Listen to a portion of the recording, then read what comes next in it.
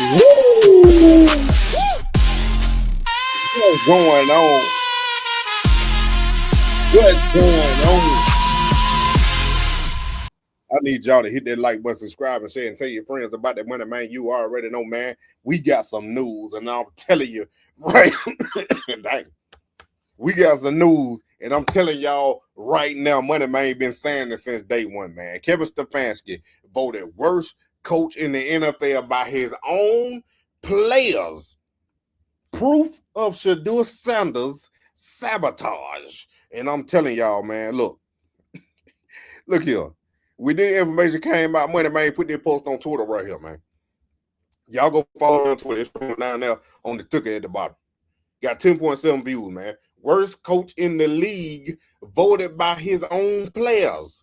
Wow. Explains a lot. This explains a lot. If y'all can see this right here, if you look at this post right here, Kevin Stefanski name is at the bottom at a C minus. At a C minus. And I'm telling y'all, bro, it's no coincidence that Kevin got a C minus. It's no coincidence that he was the worst head coach in the NFL. It's no coincidence that the Browns' own players voted this man as the worst coach. They seen it firsthand of the sabotage. They seen it firsthand of the mistreatment of Shedeur Sanders. They seen it firsthand. Listen here now. They seen it firsthand. The sabotage of somebody that's blessed. They seen the mistreatment, the discrimination. They seen it all, and it made no sense to them. As you can see in these pictures right here. Let me go back to one post. If you can see in these pictures right here, the faces the players is making, why Kevin Stefanski is talking in the locker room. Brought back there to the left. Oh, I can't tell you who it is. Look at his face. Look at Myles Garrett trying to hold back a laugh. He ain't even play that game.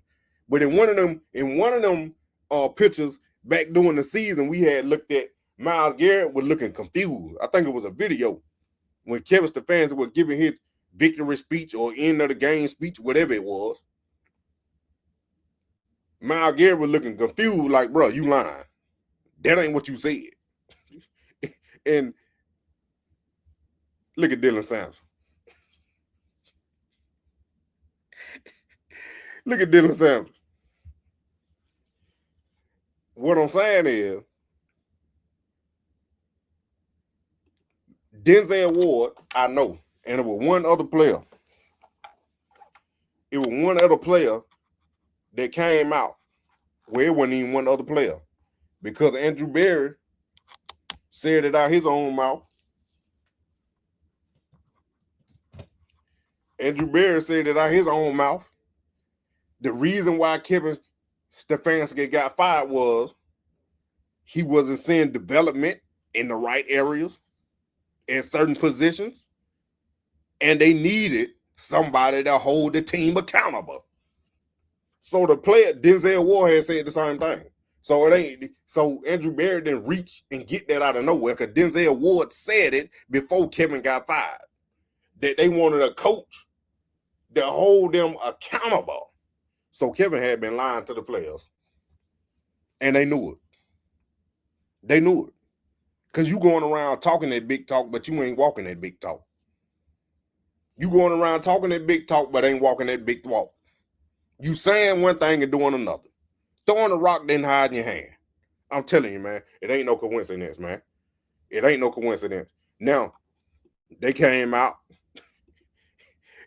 Back when Kevin got hired, he was the second coach off the board, and talking about the Atlanta Falcons got an A+ hire. It depends on who you were looking at. Wet platform or wet fake Twitter thing you were looking at. That Kevin Stefanski got an A+ for the Falcons hiring him. I didn't like the hire, and I still don't like the hire for the Atlanta Falcons. They're my home team, and I don't like it. That's why I created Dirty Bird Savages. Kevin Stefanski getting hired to the Atlanta Falcons made me create Dirty Bird Savages for the Atlanta Falcons so I could cover them all year long and from here on out. So if y'all want to go subscribe over there, because I'm going to make a video about Kevin Stefanski being the worst coach on my Atlanta Falcons page. If y'all want to go see that, go subscribe right now. Dirty Bird Savages. I'm telling you right now. But it's another coincidence that at the same time Kevin Stefanski is voted the worst NFL head coach by his own players, his Captain Saver Kevins, his Captain Saver Kevins come to his rescue. It don't make no sense that after this information come out, the next day they want to say Kevin Stefanski explains how he feels about Shedeur Sanders. What in the world? You could have said this while you were the head coach. You could express your feelings about Shedeur Sanders while you were still the coach. Why you got to be the coach of the Atlanta Falcons and now express your feelings about Shedeur Sanders? And you know who wrote this article? Mary Kay. Let me just read it to you because it's laughable. It's waggish. It's draft. It's droll. It's arbitrary. It's chucklesome. It's rib tickling. Scatterbrain. I'm using big words again. Money man doing it. Maybe they can hear me and understand me when I speak proper. Pronounce my E's and my R's. But here we go. Kevin Stefanski never received a porcelain horse head from Shedeur Sanders like Todd Monken did for his 60th birthday earlier this month. But the Browns' former head coach enjoyed his year with the rookie quarterback nevertheless. Lies. I will say this. I love Shedeur. I can't even say it with a straight face. I will say this. I love Shedeur. Stefanski, the Falcons head coach, told the Part of My Take podcast episode that released Friday. I loved coaching him seriously. He writing up this game, he ride the right way. Before I read that last paragraph, I want to tell y'all this man just told another bold-faced lie to whoever wanted to believe it. If you were with me the whole season through this Shedeur Sanders rookie year, Kevin Stefanski couldn't even say Shedeur Sanders' name. He couldn't even utter shh. He couldn't even say shh. In the press conference when they asked him directly about Shedeur Sanders, it was questions to reporters, especially Mary Kay, Tony G. They asked Kevin about Shedeur, and he couldn't even say Shedeur's name. He couldn't answer the Shedeur questions just about Shedeur. He always had to include the other coach, the other player, the other quarterbacks. So you mean to tell me all of a sudden, Kevin Stefanski, the head coach of the Atlanta Falcons, he come out and say he loves Shedeur Sanders? Well,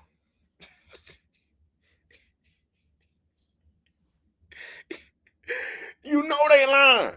Serious. Listen to me. I'm telling you seriously. You didn't mean it. You seriously is sitting there lying in my face and want people to believe it. And there's going to be some folk that out there believe that mess, just like Mary Kay. And then you got people like her bagging them up on that lie that he just told because they lying. Because I'm about to read the last paragraph, and I'm going to tell you why this whole thing is a debacle. It's fool's gold. It's foolery. It's the trickster. It's the clown blowing the balloons with the scary face at the circus. This is what I'm saying. What I'm telling you is it looked like it's happy. It looks like it's merry because you a little kid about to get a balloon, but you're getting it from a scary looking ass clown. And guess who the scary looking ass clown is? Y'all said it, not me. But let me read the last paragraph to y'all right here. The national media the national media often portrayed Kevin Stefanski as having sabotaged Sanders. He did. But that was never the case. The Browns altered their entire training camp and in-season practice schedule to make sure Sanders got enough reps. And Stefanski spent countless hours pouring over film in his office with Sanders, often at the crack of dawn, to help get him up to speed.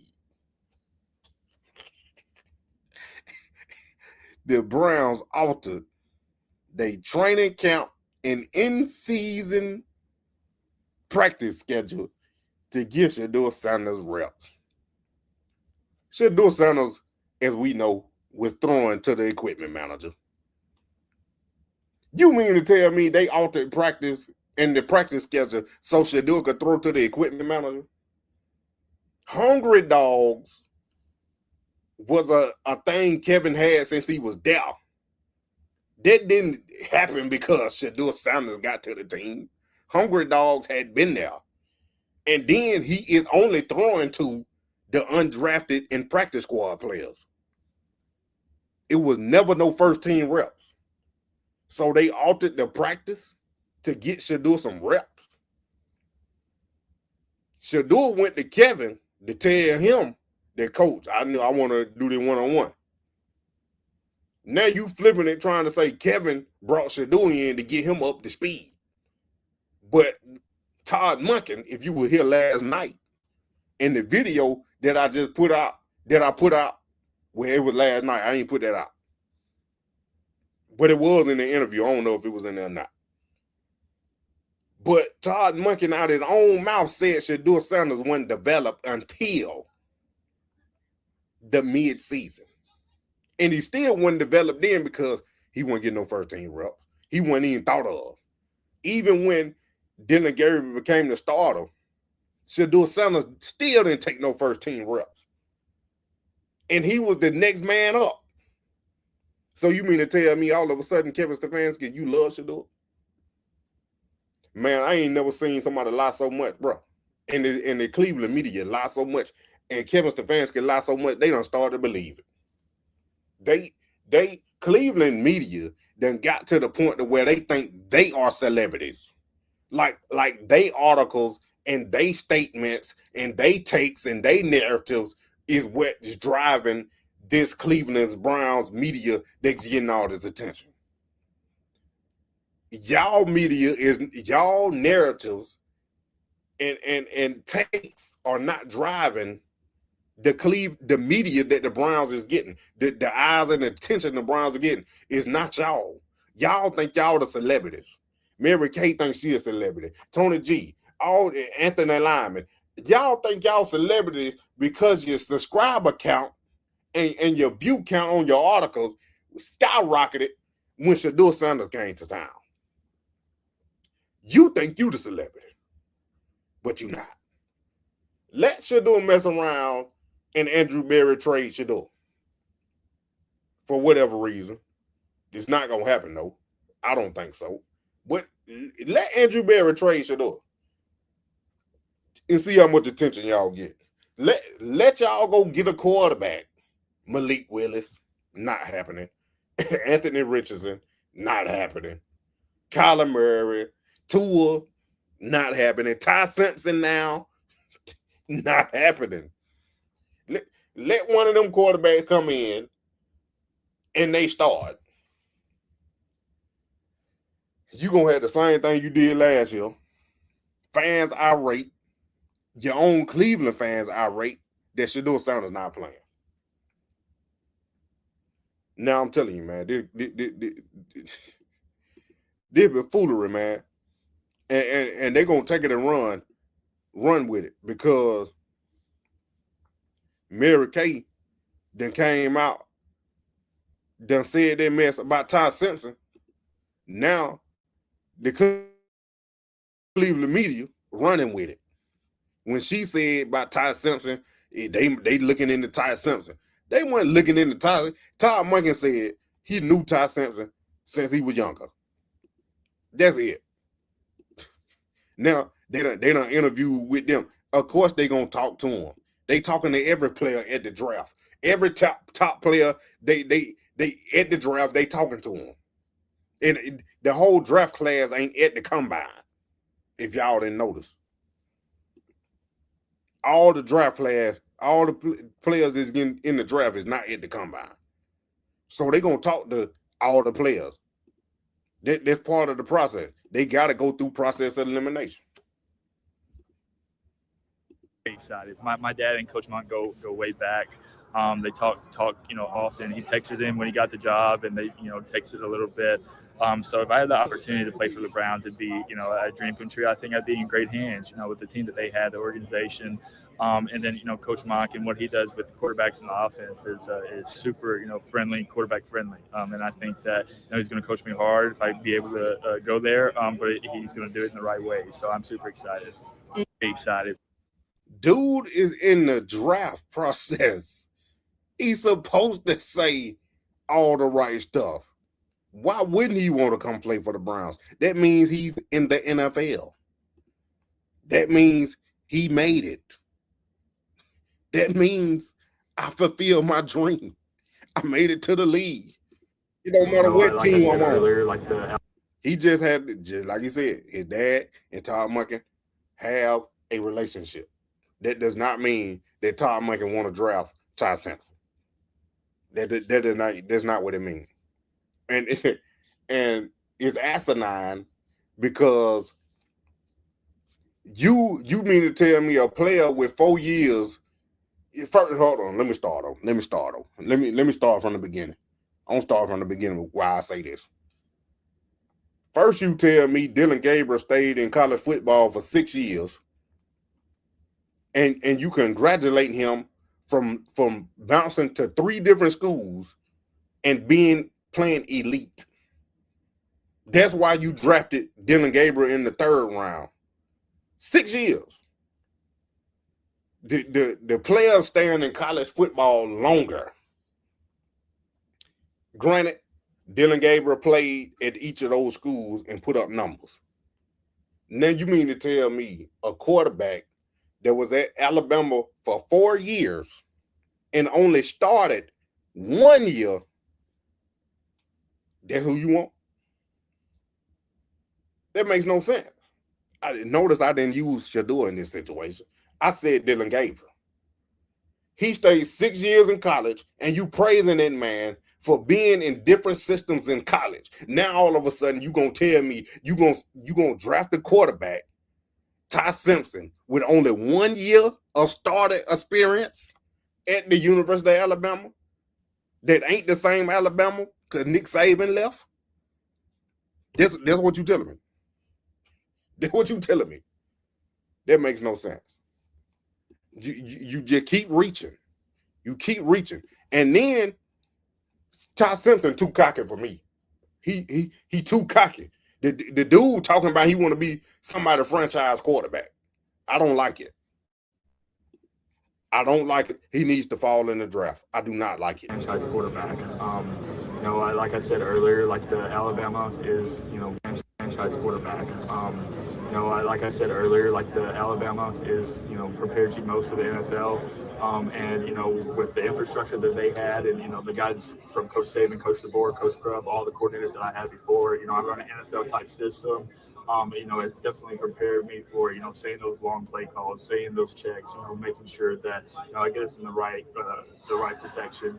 And also as well, right, like, everybody talks about my stars, but I played in, other games besides that, and I played against, really good NFL players. I think about my freshman year, right, like learning from the #1 overall pick and Heisman Trophy winner, going on defense, going on scout team. I got Will Anderson, Dallas Turner, Henry Toto. I got Kool-Aid on one side. I got Terry on the other side. There's a number of, first and second round draft picks that, I went against and who I was in the locker room with. So, like I said, the Alabama locker room was as close as a locker room in the NFL as you can get.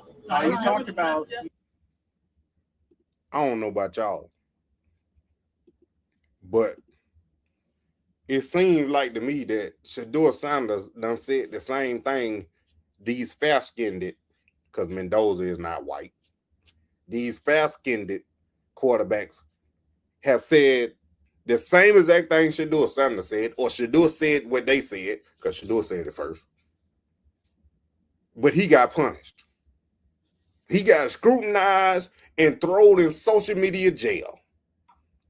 He got thrown under the bus by social media for saying that he wanted to be a franchise quarterback, that he wanted to come in and change the culture, that he didn't participate in the combine. But now the fast-skinned quarterbacks come out and say the same exact thing. And no, nothing, not a zip. Nobody saying, well, he's entitled, he's cocky, he's arrogant. Ain't nobody saying none of that. Let one of them go in there into these 30 visits and these one-on-one interviews at the facilities, at the teams, and let them walk in with headphones on. I want one of them to walk in with headphones on to see if they get away with it. And I guarantee you they would get away with it. I want the Giants to go interview a quarterback and tell him and say he got headphones on. I want any one of these teams interviewing a quarterback tell me he got headphones on. I bet you it ain't gonna happen. He got a playbook with installs in it, with errors in the install on purpose, and he didn't catch them. First of all, once again, we going back to the leaked tapes, the interview tape with the New York Giants. That's why Dayball got fired. Why in the world you giving a player an install packet with errors in it? It don't make no sense. I ain't doing that. You got to do it on your own. She block everybody, bro. Don't feel bad. But it don't make no sense, man. Double standard, one standard, side standard, under standard, it shouldn't matter. You shouldn't scrutinize somebody for having confidence in themselves and saying they're ready to change a franchise when that's what they supposed to say. That's what you supposed to say if you trying to come in and win, if you want to win. Like this losing mentality this Cleveland media got, because I think the Cleveland Browns organization is trying to change it with the moves they done made, got rid of the worst coach in the NFL. That's a good start. You recognize that this dude is the worst coach in the NFL. So I think the Cleveland Browns organization recognizes it, but like I told y'all, it's going to take time. It's going to take for the Cleveland Browns to start winning, for this media, and consistently win, for this media to start changing. Because they mind is so I don't know. First of all, I'm just thinking about their personal life. Now, maybe they just lying and faking on the news and on the radio and in these articles. Maybe they live in a double life. But if they live like the way they talk, I know their significant other is miserable. They got to be miserable. Ain't no way in the world you love and married to somebody or in a relationship with somebody that's that negative, that has a losing mentality like that at their job. I know you bringing it home. If you talking that bad about the team you supposed to be covering, I know you bringing it home. I know it, because it's embedded in you. It's embedded in you. And I'm getting convinced. I'm getting convinced. The more and more, not all of them, but the more and more I listen and see the W folk, they the devil. That's just my opinion.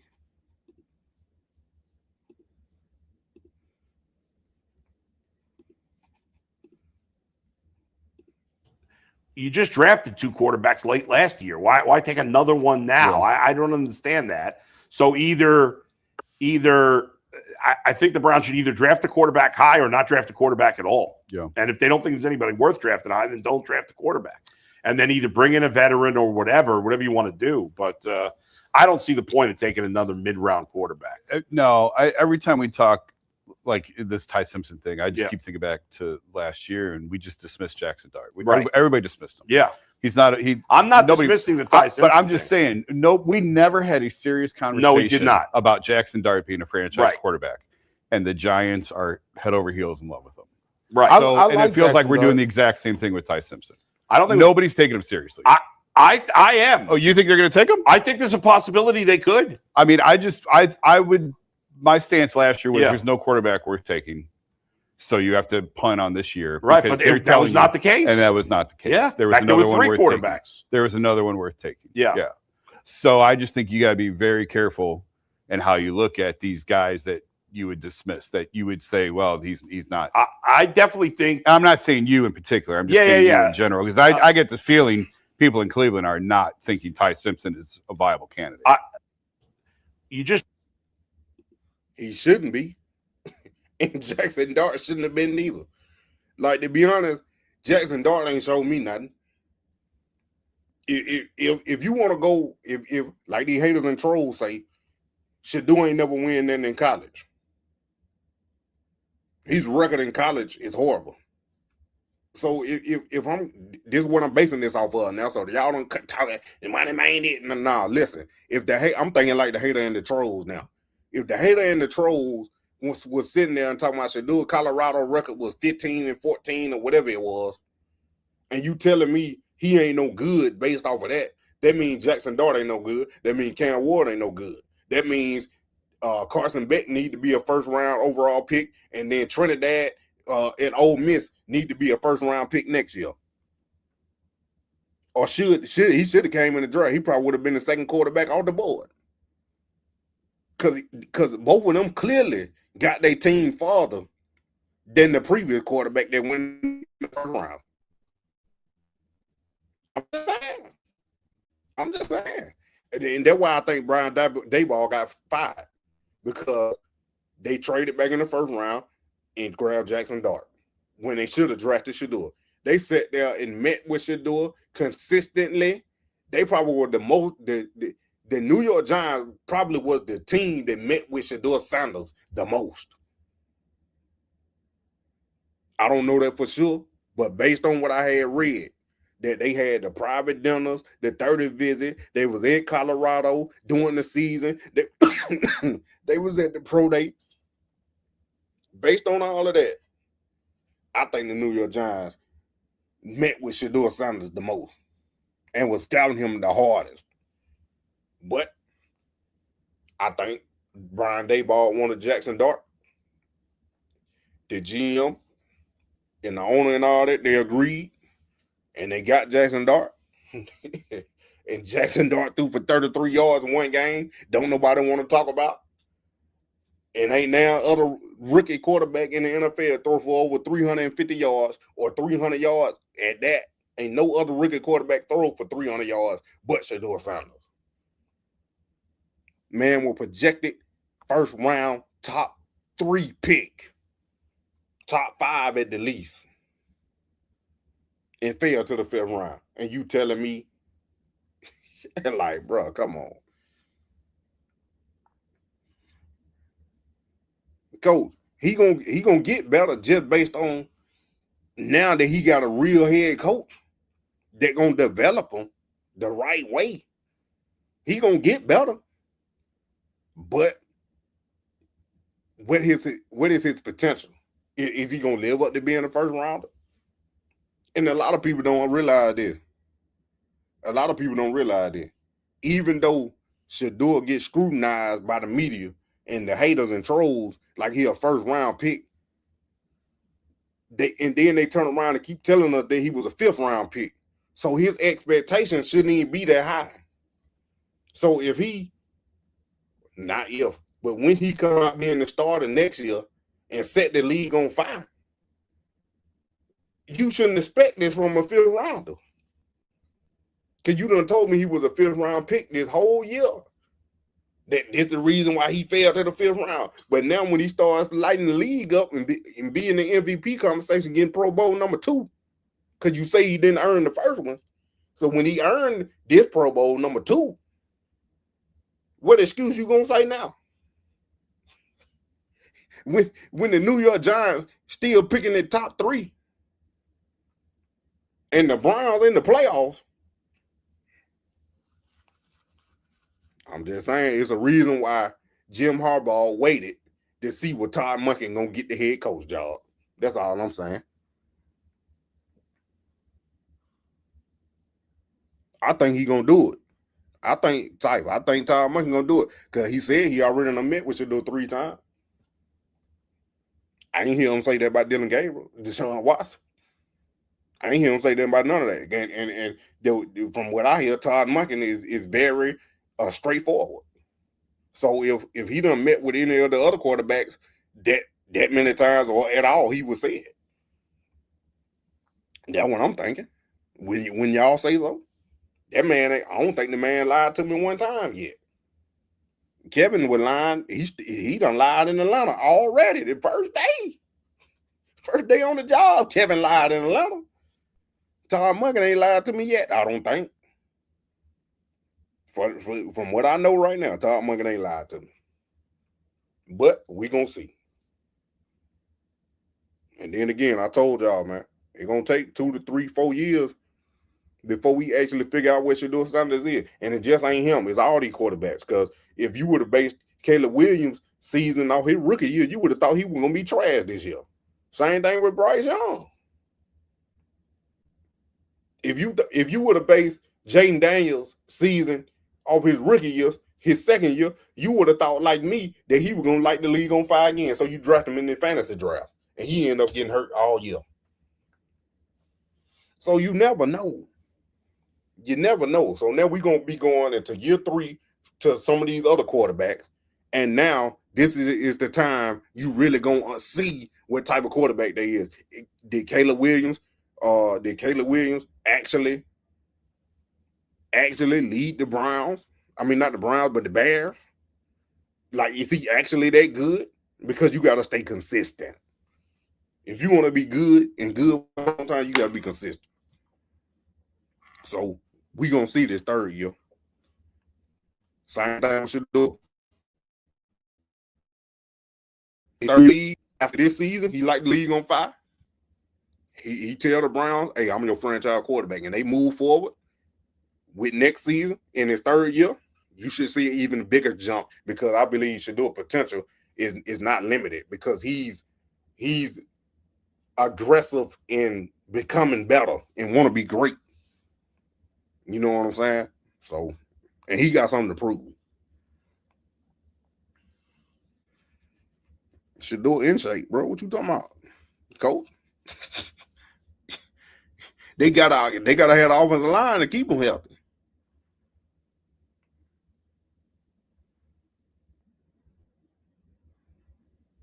But that's what I'm saying, man, Robin. Show was getting 13 reps. Even Jackson Dart was getting 13 reps in training camp. Cam Ward got all of them. Shedeur ain't get developed until Todd Monken say the middle of the season or right before he was playing. Well, it wasn't even right before he was playing. He wasn't getting developed, and then when he started, that's when he finally started trying to teach him something. So he's like, you know what I'm saying? The other quarterbacks got put in a better situation for as the coach believed in them and gave them a chance at first team reps. Shedeur never got that opportunity, not with Kevin Stefanski. Not until he became the starter. And still won his first game starting and then threw for 350 yards the next game. So you tell me who got the best potential. That's all I'm saying. Make it make sense.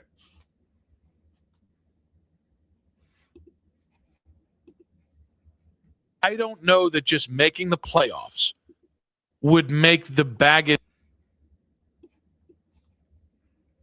I don't know that just making the playoffs would make the baggage worth it of kicking it forward. When right now it feels like we've got an end date and it is next March, and then you're finally free. And then we don't have to have that. We don't have to look at the Browns every time he has a bad game or gets hurt. They don't have to look at us and go, why are you blaming us? Because we made the trade. Why would you blame us for that sort of thing? But if this is your answer, then Deshaun should never play a snap this season. Yeah. Yeah, I would agree. If not even a deep playoff run can convince you that, okay, we can spin this thing forward, then for anybody that believes this, the 59% of people that believe this, then he doesn't deserve to play any snaps or shouldn't play any snaps this year. Yeah, if I was running the team, there would be no chance in hell he'd play this year, no matter how much money he makes. This is one of the big points I have to, and I know I like Shedeur, but this is one of the points I have to why it should be basically anybody but Deshaun at the front part of this. And if you get injured, then you can't help it. It is what it is. But like Deshaun, more realistically than not, is not going to be here long term. So you can't be giving him those reps and opportunity. I don't know. I just want y'all to type in the chat who said it first. Put MM in the chat if you know I said this first.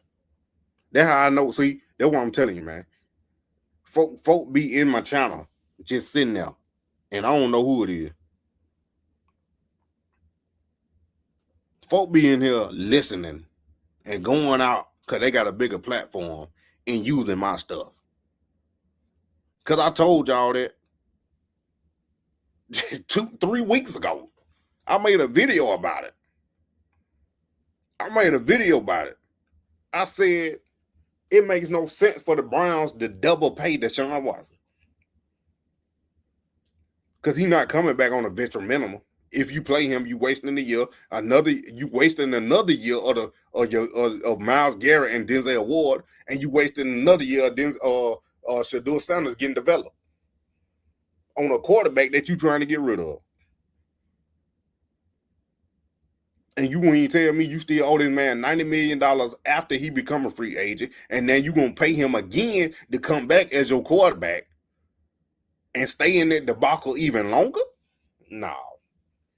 I don't see the Browns doing that. I don't see Andrew Berry doing that. The owner came out last April and said it's a big swing and a miss. He's not reneging on what he said. He's not going to go back and backtrack. Well, Deshaun Watson played good this year. We might need to keep him. He's not going to do that, bro. This Cleveland media is ridiculous. I'm glad those two, well, my main guy got some sense.